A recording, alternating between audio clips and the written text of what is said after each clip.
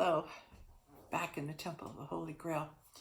At the end of the last one of my family members came in, and the energy in the room just dropped.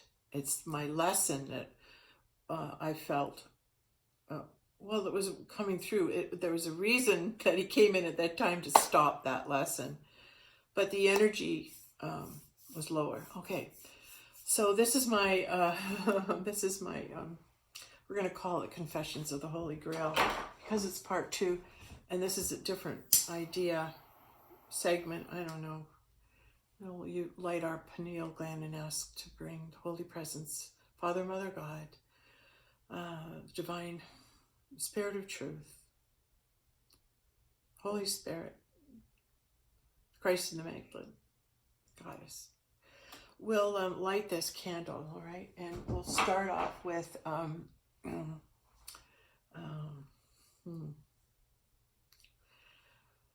okay, we're going to call it Confessions, like I said, of the Holy Grail. A confession. We're going to move into confession, what it means here. A confession. Confession. Why do we confess? Why do we confess something? Why do we speak a truth? Why do we speak a truth? Because we unburden ourselves. It's an unburdening. We unburden ourselves when we confess or speak a truth, and it's about a burden we carry, which is usually a deed or a thought we're not proud of. Thought we are not proud of. Meaning, we are not proud of. Meaning I did something 5 years ago that I'm not proud of. Or that something happened to me 5 years ago and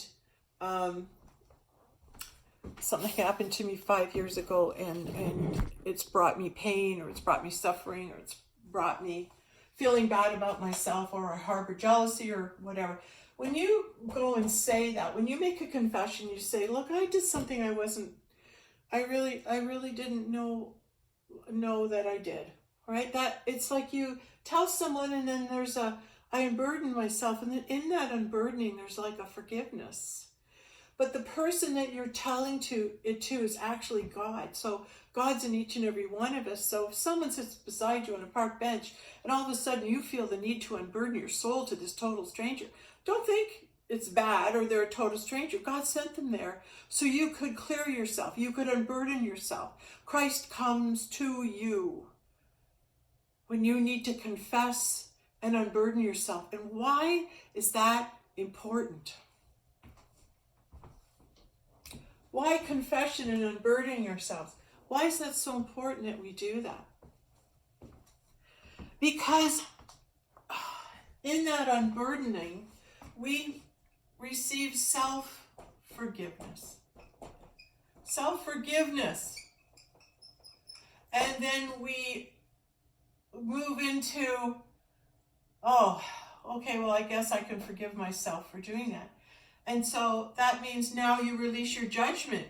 Now you can release. Now you can release your self-judgment on yourself. Your self-judgment. In other words, you go and you say this 6 times, and you know what? Let go of the burden. It's a pretty good idea, because what you're dealing with are individuals that at the time when that happened were pretty ill-educated, couldn't read, and were pretty much kept in the dark. So now that we've got thinking, educated beings, then we're appealing to a different crowd intellect, a time. We're in a different time. That confessional idea is now being brought to you in the heavens. So right now, when there's something you need to confess, something will happen in front of you. You'll relive it. You'll see it on TV. Whatever happened, an opportunity will be presented to you where someone's going to come to you, and it's going to be unexpected, and then all of a sudden you're going to feel the need to unburden your soul. This is your confession. This is your confession before God. You don't have to save it for anybody. It'll come to you individually. Are you awake when it happens? Can you receive it?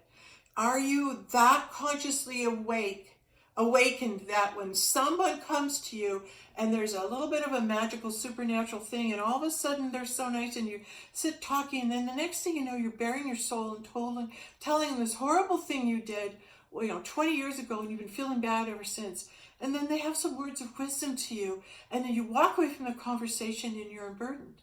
What it's saying is I have a willingness to confess that I'm not perfect.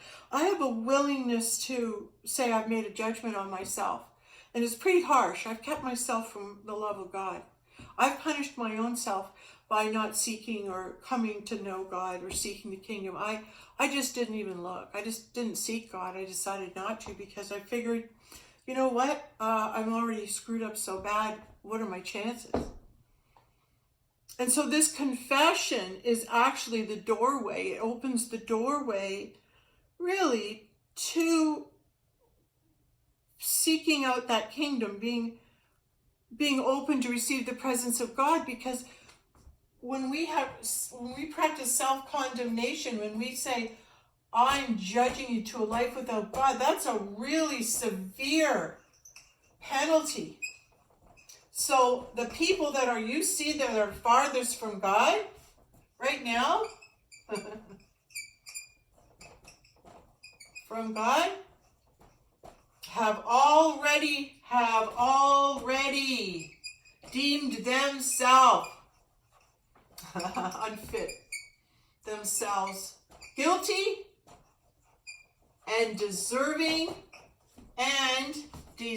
of hell. Deserving of hell.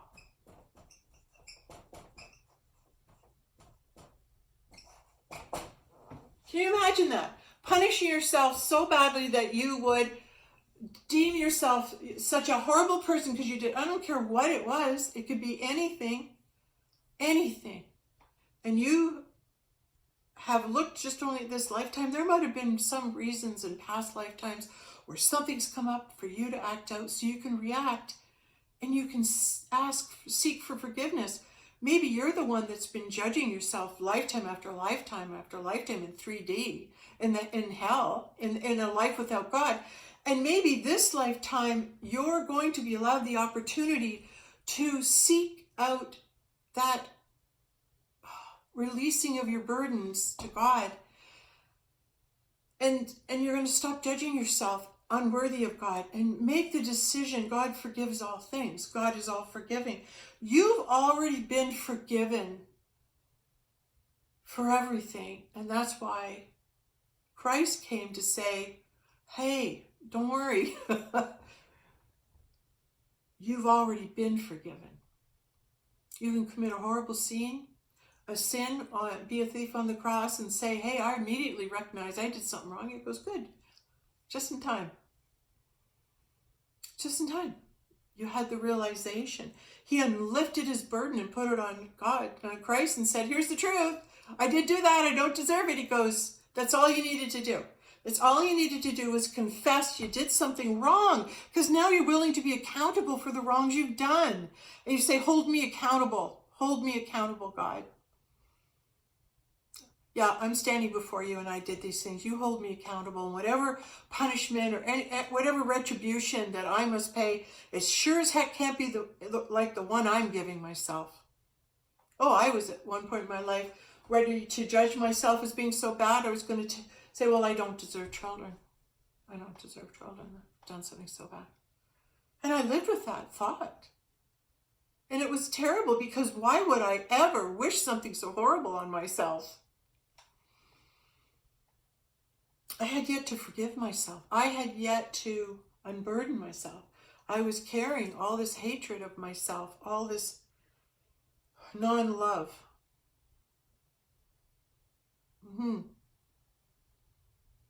How did I learn that it wasn't me, that there was extenuating circumstances beyond what I knew of as a child, and I had no way of knowing those. And because of this,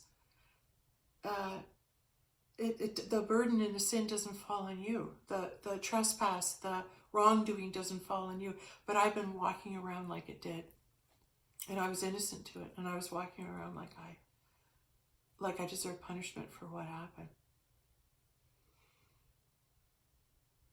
And it wasn't,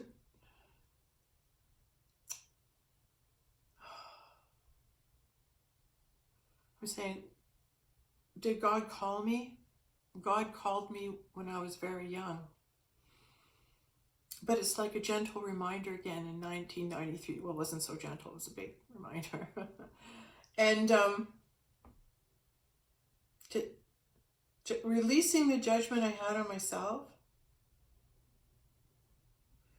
I have to think about when that moment came. That moment came, when that moment came for me where I was able to let go of hurting myself and welcome in God's guidance and direction in my life. And it changed me. It really did. All right, now I'm hearing the confession, my confession.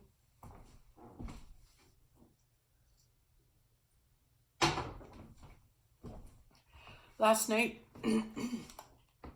due to certain things that happened in our house and certain energies, and really the truth is, it's the two beings in my house and all their negative energy and crap is coming up, and I'm reacting to it. And I'm letting it take my energy. And I'm not meaning to do this, but I see it happening. Until finally, I was so frustrated, I just had a meltdown and I yelled and I screamed and I said some things, and I realized I had hatred in my heart because there's someone I blamed for so many of these things. It's not unjustified, but it's the anger I have that's so hidden in my heart. I don't even know it's there, but it came out in this angry rage last night, this hatred. And I saw that I hated. And I thought, what enemy could do such a good job is to make my heart hate? And I know the person, and I'm looking at it as the dark one, and I asked him to sit down in my living room, and I was looking at him and said, boy, you've come in this form this lifetime, and you've come through this person, and I got to tell you what a good job you did, because you got me to hate. You got me to come right down there with you in that vibration of hate through this individual. And you know what? I've been carrying that hatred for so long, and I didn't want to. Sometimes it would rear its ugly head, but I put it right back down. Didn't want to give it time, didn't want to look at it, thought I'd done everything about it, sealed. But there it was again, showing up yesterday, and this time I thought, I'm not going to put that away. I'm going to see myself for who I am, and that's someone who can harbor hate in their heart. And yet I harbor so much love. And I know we're taught that a heart that holds hate cannot know love. So if that being a truth, and that I want to unburden my heart of the hatred I carry, then I will share that I've been carrying the hatred of the karma and the past family lineage of lying and secretism and sexual inappropriateness, anger, physical, all sorts of alcohols, all sorts of the lineage of abuse that's been passed on from the head male into the husband, into the kids. And you see that patterning, and the anger comes when you can see the problem and yet you cannot change it. And to see those people in your family that you love struggling with their anger and their problems, and it's having an effect on you, and the real anger, the real truth of what I'm angry is about, I can't save them. I can't save them. And I'm angry. I've tried. I've done everything I can. I've done circles. I've done cartwheels. I've done everything to control this because I love them and I want them to be in a better light, be in a better frame, not be in turmoil, but be in peace and love. And I realized that good old dark fellow showed up is because what I'm really trying to do is be him. I'm trying to control God. I'm trying to control when they wake up. I'm trying to work as hard as I can and have the spiritual shows going and me educating myself and me meditating every day. I'm spirituality right in their frickin' face all day. And they're not ready. And it's like if they're not ready to awaken, it's a process and everyone's suffering.